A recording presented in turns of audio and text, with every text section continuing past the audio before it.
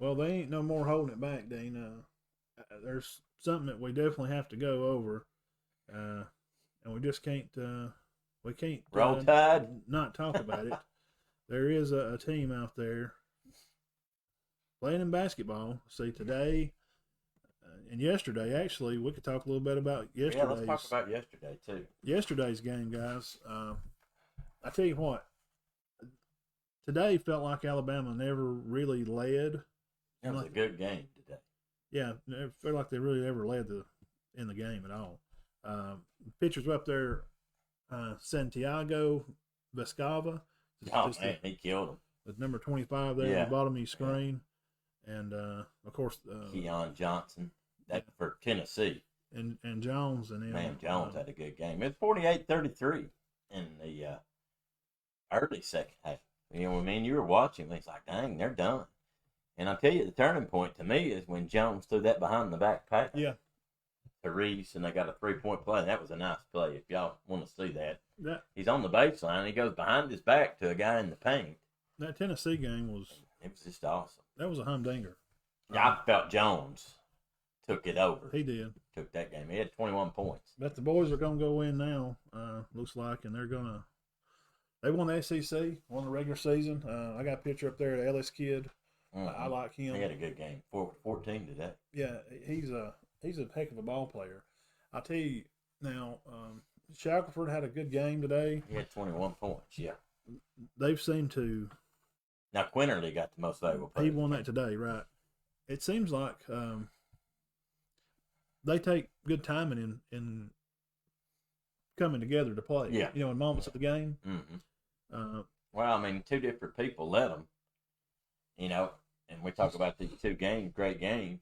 And I think a lot of people have got it in their mind that the star for Alabama is John Petty, and I found out that he's not. He starts. He's a good defensive player, but he's not. I mean, he scored 4 today, but yeah. Quinterly had 21. Ellis and Quinterly. Shackelford had 21. Quinterly and Ellis had 14. Jones 11. Then yesterday, Jones 21. Quinterly 19.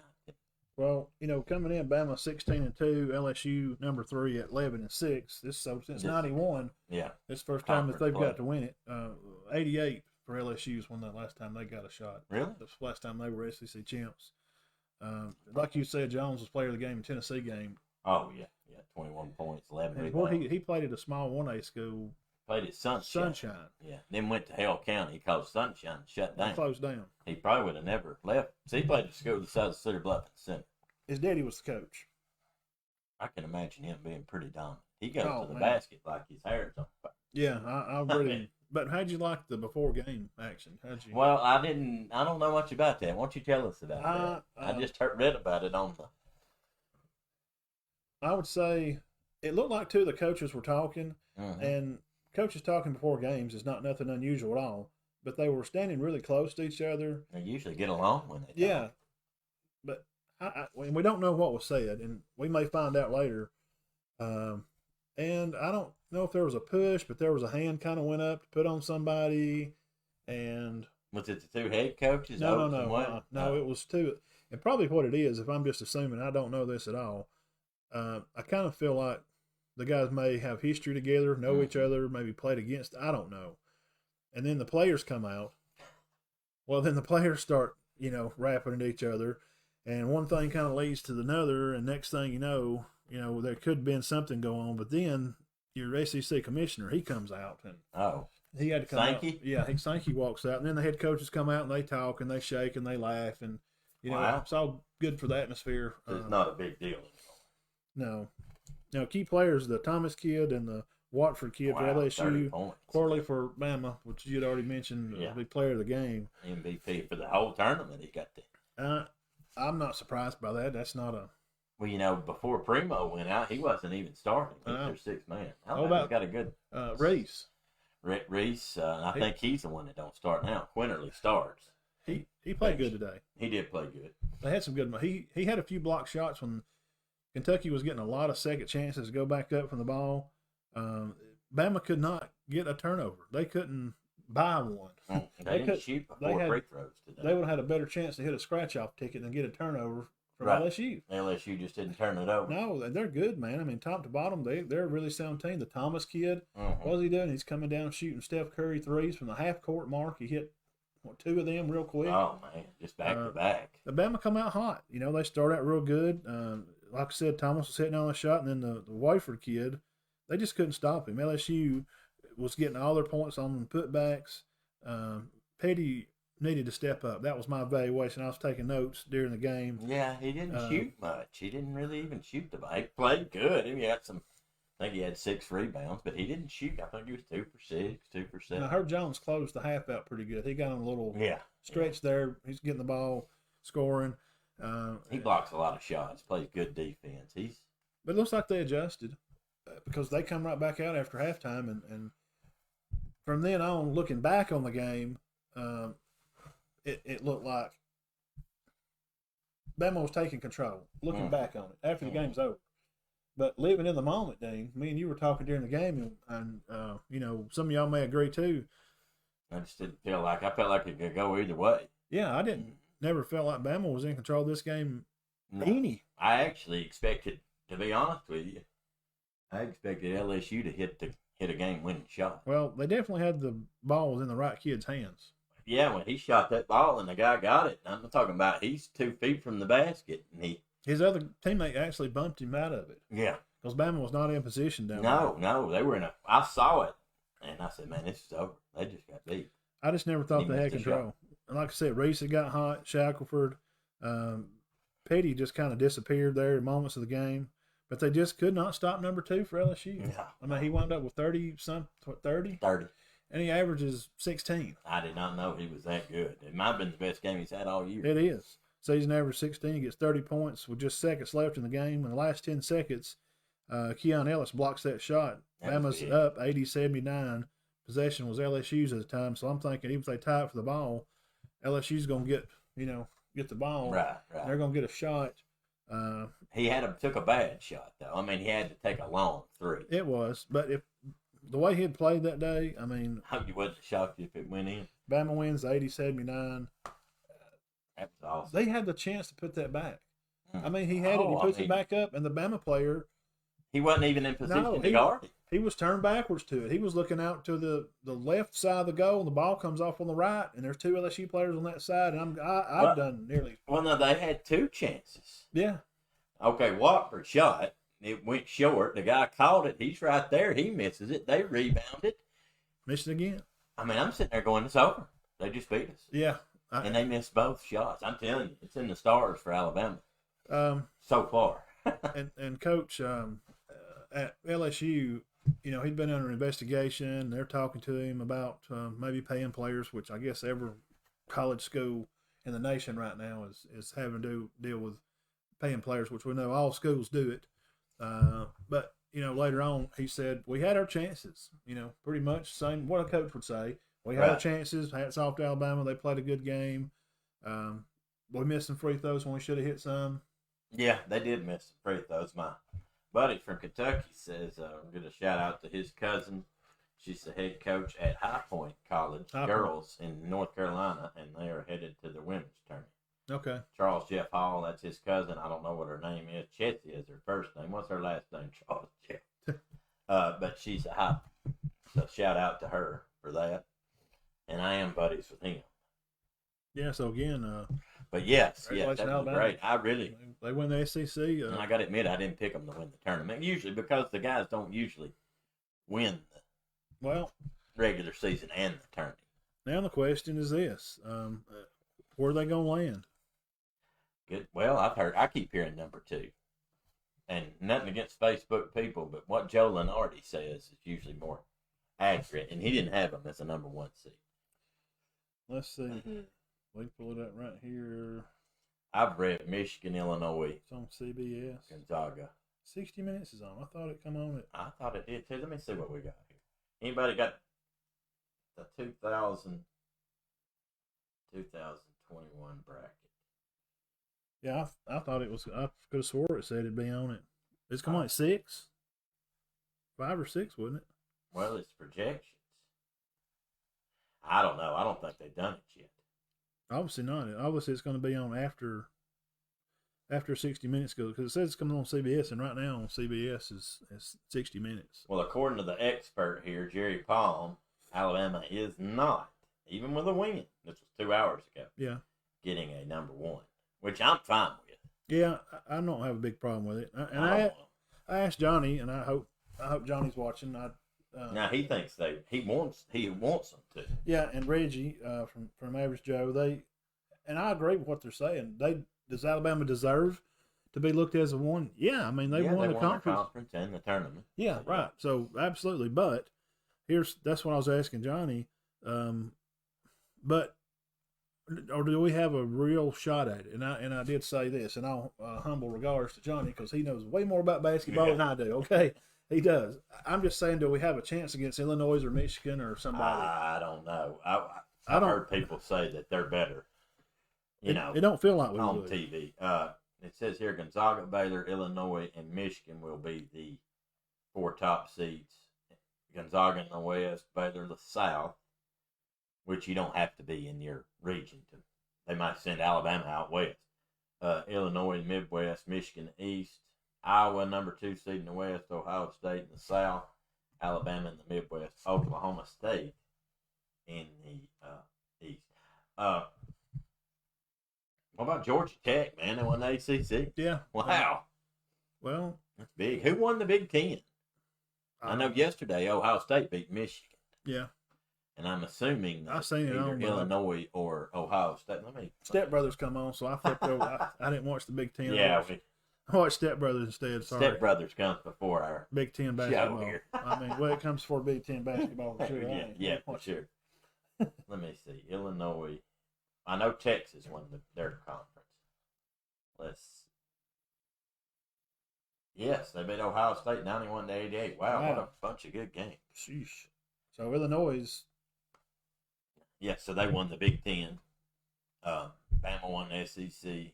Georgia Tech ACC tournament. Texas the Big 12. Now, obviously out west, I don't know. Obviously they're not playing because we're not hearing anything about Pac-12 out there. USC, UCLA. I think Oregon's the team to beat out there. Yeah. Well, obviously Gonzaga is, but they're not in the Pac-12. Right. They're always good. Oregon. They always have a good basketball team. I said Step Brothers is more entertaining. Yeah, but we've seen it. I've seen it. I love it. Word for word. I do. I enjoy it. Shark Week, Bo. Shark Week. Oh, yeah, that's right. Is it really? No, that's what they say on there. Oh, yeah. Shark Week's got to be coming up, though. Yeah, Cops comes on at 4, don't it? Yeah. We'll do some NFL, just some random news. All right. Drew Brees has announced his retirement. I posted something on the page earlier. Oh, he's done? About that, yeah. Wow. I posted something earlier about it, so we to talk about that. Drew for Breezy. What a great career. I know, man. Let's see. Where did I write that down at? He's been a good one. There's no doubt about that. Drew Brees. He passed for... What he passed for? About 600,000? Yeah. 75. Well, I had it wrote down right there. I typed it on he had 500 and something touchdowns. Wow. There it is. Yeah, retirement. 80,000 passing, 570 touchdowns. Who's got more yards, him or does he got more yards than Tom Brady? I think he does. It's right in there close. All them and Peyton Manning and that whole group of guys right there. We used to think Marino, who threw for 50,000, was great. I read a story. This was a rabbit hole here, and I don't know how true it is that Marino went 22-0 in his high school career pitching. I wouldn't doubt. He never lost a game. Well, those stories we get into with that stuff. Those guys like that are good at everything. Right. Oh yeah.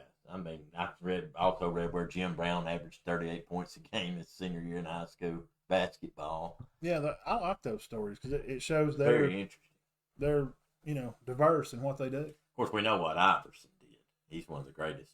Well, I'll tell you what. I shared this two-way a day or two ago about Bo Jackson. It's just another kind of retell of the story of him running his 40 time. Mm-hmm.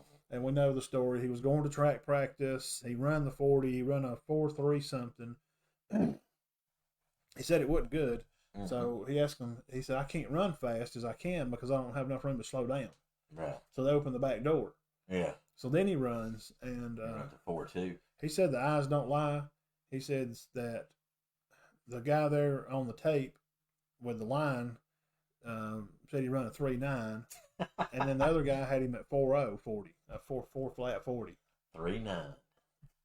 And who's going to argue with Bo? Who's going to argue with Bo Jackson about his 40 time?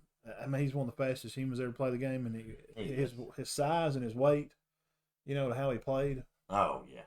I mean, well, I think that's the difference in him and Dion. Right. Dion wasn't big like that. Right. Yeah. But Bo was. Talking about 40 times, my senior year in high school, we played against this running back from Valley Head named Anthony Brown, and a rumor got out that he ran a 4. So we were looking real forward to playing against him with a 4.1 40 time. No, but I don't believe it. But let me tell you something: if he got away from you, he was gone. Well, in track, time and speed, and then football field grass speed. It is. Yeah.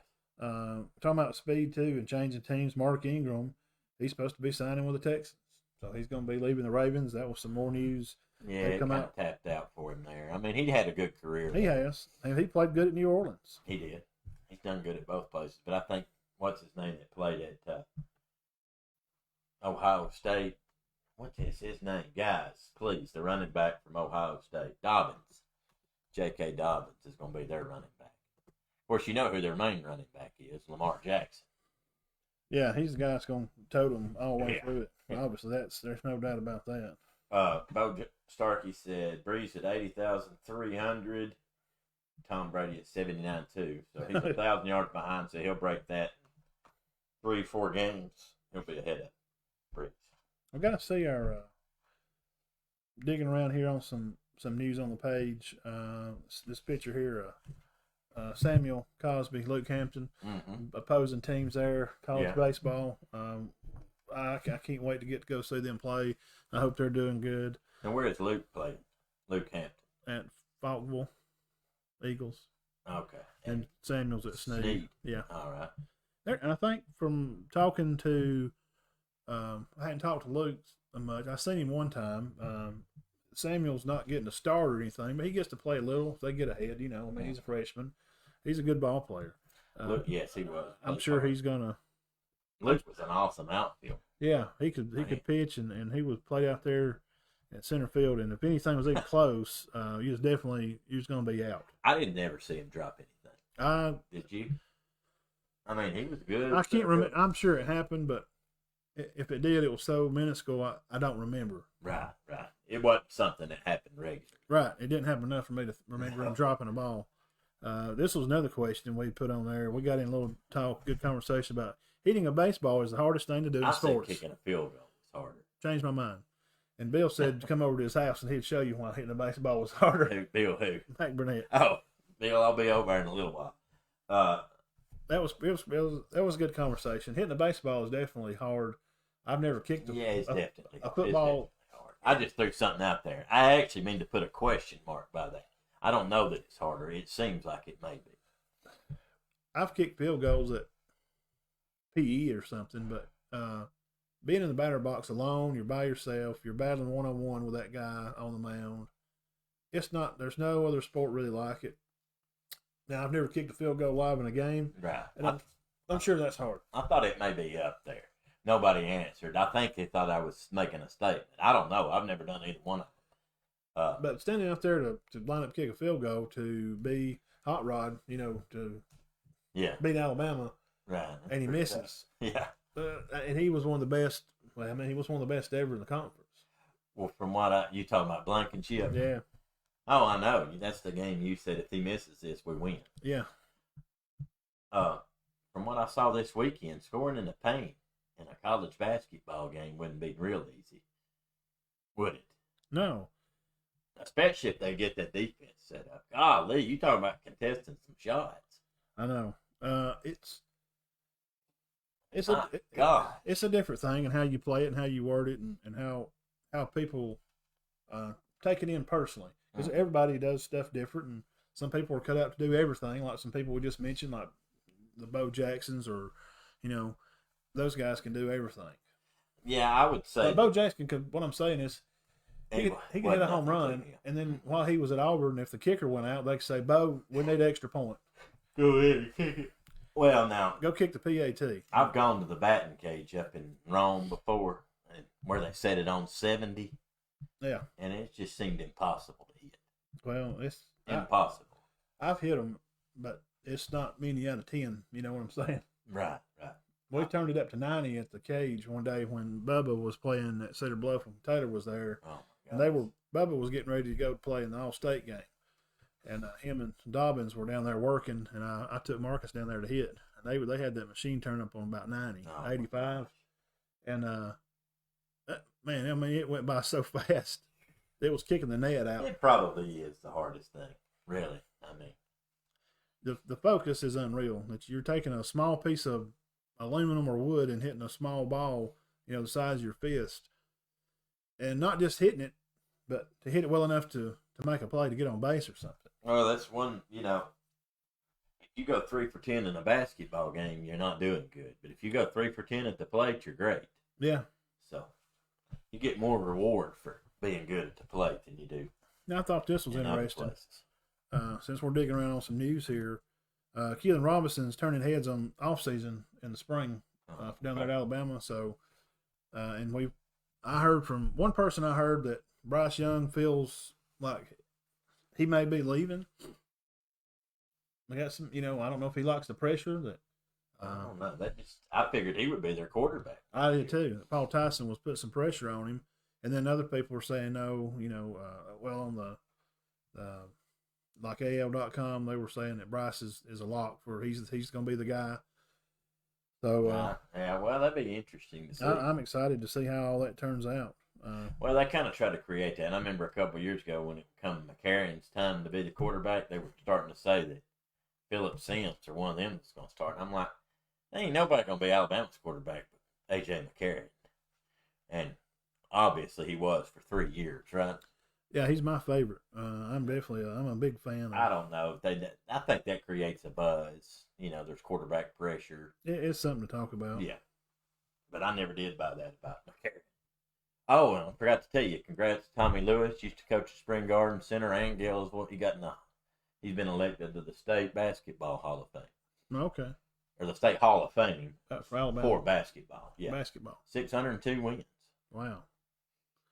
That's something to speak of right there. Oh, yeah. He never won a state championship, but he has been to a Final Four. And the best team I saw Gillsville have in my lifetime, he was the coach. They won 20-something, went to the Sweet 16, and just barely got beat. It was great. What years was that? That would have been 88. Okay. Had Michael McCullough. Yeah, I know Michael. Stacy Dawson. Do you know Stacy? I know the name. Guy named Gerald Engel.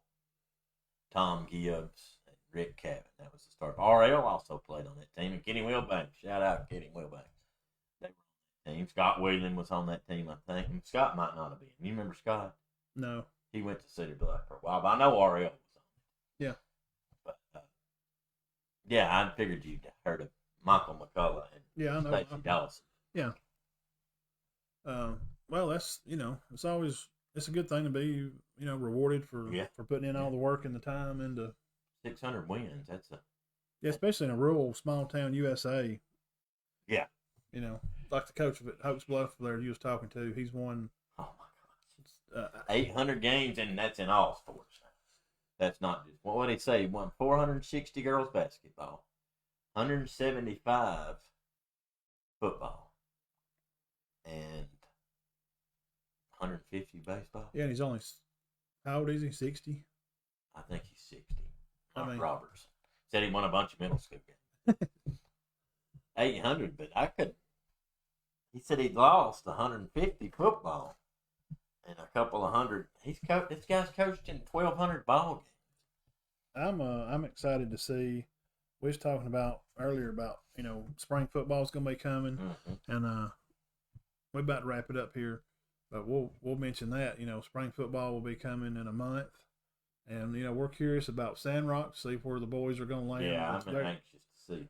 Cornejo, I mean he's very talented. Yes. They're going to have quarterbacks back. They'll have a lot of players back, and we're real curious about Spring Garden. See with the few that they have leaving, You know, Coach Howard feels completely confident in the team that he has coming back. Right. You know, because there's a lot of the young ones. Austin and the Pope boys are back, and a lot of their line's going, kind of remain intact too. So right. That's going to be interesting. And Coach Kelly out here at center, they're going to have a new quarterback, but Cade come in and played the last 4 games or so of the last year. Mm-hmm. So we're going to see how that works out. Will he be their new quarterback? I'm assuming. Yeah, I'd assume so. They got their running back. Yeah. Cedar Bluff lost their line, 3 of them. Right. They're going to have to build up front, and that's where football starts, is up front. So it's going to be tough for Coach McCorder building again up front there. Lost 6 starters and lead too. I mean, 3 starters, but they started both ways and lost Ombre League. Yeah. So you're going to fill linebackers and linemen and a receiver and Knapp too. He lost to it everything. DJ Lee. Yeah, DJ just makes plays everywhere. I'm curious about how they're going to I don't know, and his other running back is hurt real bad. Yeah, Jacob. He's recovering very well. Okay. Seen him, I guess, a couple weeks ago. He's up. I mean, Yeah, but he's doing better. He had a terrible injury. Yeah, it broke his leg. Well, I don't think it completely broke it. It wasn't as bad after they got in there as they originally thought. But, I mean, it's going to be a long road recovery. That's what he told me, not Jacob. His coach, he said, man, he's got a long way to go. He does. Now, he's strong, and he's a super athletic, and Coach Knapp will have him ready to rebound over there at Galesville. And don't forget our spring, what we're going to do, first annual Cherokee County Media Days. Mm-hmm. We're going to do it sometime in June. I haven't got a date set completely yet. I'm waiting on the coaches to get together and when they're coming back from vacations. We could do it before they all left. When does school get out? May 14th. 15th or something in there, middle of May, towards the 16th or so. So we'll have it in June. We already got it set up with Mr. Gibbons over at. It's going to be at Easy Street. Yeah. The new nice looking place. Man, it is. I got to go in, and Shane was putting up lights and working on it. The stage is awesome. They're going to have cameras around. The mics are going to have everything set up for us. All we got to do is roll up there with a notebook and. I'm thinking that's going to be a great place. Bring all our coaches and kids some, and so. I'm really excited about that. I am too. I'm excited about this tournament, mostly because we didn't have one last year. I'm talking about the NCAA. Yeah. It's kind of odd without that. Boy, this time last year, we was living in I know. Siberia, wasn't we? Yeah, well, last week on the 9th and the 10th, we were doing the show and Ethan was on, and I remember seeing that clip from CP3 saying to the ref, "What do you mean we all got to leave?" And I thought, man, this is bad. Y'all left. And I went right back on live, said, I don't know what's going on, but something's happening. Yeah, and then 2 days later, we was out of school for the rest of the year. Yeah, everything took a big turn. So, but we're recovering, and things are getting better. So I always, keep your prayers out there for our country and our leaders of our country, our kids, pray we make it through this baseball season healthy, and hopefully the tournament. Duke had to. Yeah, I'm afraid. I know. Step out, but said they could still play the Virginia tournament. Virginia and Kansas too had to. So, I'm thinking there's going to be some games where people will have to step out. We're going to have to see how this turns out. You got to count it as a loss if they step out. I mean, you can't. Well, yeah, you have to. I mean, what else are you going to do? Yeah.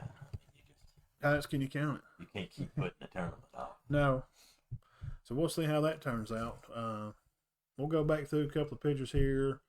There's Mr. Maddox over there at Spring Garden. Pitched the other day. I think it was at the Jacksonville. I think they played Jacksonville that day. I hope we get to go to that game Tuesday. Yeah, I'd like to get to see the boys again. And there's a shot we had over there at Cedar Bluff. They was playing Coosa Christian. Yeah. That was a great day over there. It was pretty that day. And we had a pretty day over at Sandrock, too. Till the sun went down. And the sun, when it goes down at Cedar Bluff, you're right there on the water. So it definitely cools off when the sun goes down. And they won both those games against Coosa. And over at Sandrock, the sun goes down at Sandrock. If you're a local watcher, you know what's fixing. You better have a sweater tied around you. So anyway, I think we about covered everything. We got local baseball in. Good luck to the guys this week. Hope you get to play. Hope the rain holds off. And hope to see you guys, Spring Garden kids, Tuesday at Westbrook Christian. And Cedar Bluff's going to be playing out. The girl over here at Center, the girls are going to be at Anniston. Boys are going to be playing too. And Gelsel. Yeah, they'll Gelsel play. and Cedar Bluff played when you already said that. Tuesday. So we wish everybody luck right now. They're doing pretty good. The girls in the county are playing good. Gelsel girls, really good. To come on, Center girls ain't lost but a game or two. Cedar Bluff girls are winning right along. Coach Crane and the staff over there, they're doing a good job with them. Yeah. And they got some good young talent. I mean, all the schools, from what I've seen, there's some junior high, softball that are good. Mm-hmm. So that's always good for the county. It's good for us. We have stuff to talk about. Yeah. If you're just covering a team that's 0-12, you just say, well, they lost another one. Good luck maybe next week. So it's good that our county teams are winning, and that's what we want. And we wish SEC good luck in the tournament. I'm sure Alabama, LSU, Arkansas, Tennessee will make it. I don't know who else. What I say, Alabama, Arkansas, LSU, Tennessee. We know those four. I don't know if Missouri and Florida will get in or not. Well, we were really surprised. Ole Miss may get in. I heard they may get in. About the Arkansas LSU. Yeah. I mean, they'd smoked them pretty much from when I watched. Just from right off the bat, they just kind of led most of the game. So. Yeah, it was back and forth there for a while. Then Arkansas has been playing really well. LSU looked very good to me today. Oh, absolutely. There was never a doubt that they were staying in on that game. And I mean, like I said, I've said this 2 times already. I never felt like Bama was ahead in that game. No. They had to battle back. It just kept going back and forth. And nobody ever got ahead by more than 5 or 6. Yeah. 6. Alabama went up by 6. They come down and hit a 3. Then they hit another 3. That Walker kid, he was just a difference maker. He just come to play today, and he was ready, and he made a difference in the game. Oh, yeah. He's awesome. And, of course, the Thomas kid, he made a big deal. He made a big difference in things, too. We wish him luck. I'm anxious to see who they play. And I don't know, most of you know this. Whoever wins Thursday and Friday will play Saturday. Have to turn around and play again Saturday and Sunday. Yes. And then it'll go to the next weekend starting on Thursday. Yeah. So that's kind of about it, guys. We appreciate you taking some time out of your Sundays. Appreciate our sponsors, Cherokee Eye Clinic, J.R. and April McKenzie. And, of course, God bless our country. Hope everything goes well for us. Derry King, Shelly up there, and the girls. Man, they got something good every day. Warrior Gym, I went up there this morning, hit the weights for a little bit, get your mind right. I need to go do that. Kevin's Lawn and Landscaping. I do appreciate him. I'm sure he's really busy right now. Scott, how you doing, man? Hope the girls had a good time last night. Everything looked like it went well. So we're gonna bug out and get out of here, and we'll see you guys. See you guys next week. Yeah, we'll catch you guys next week. All right, peace.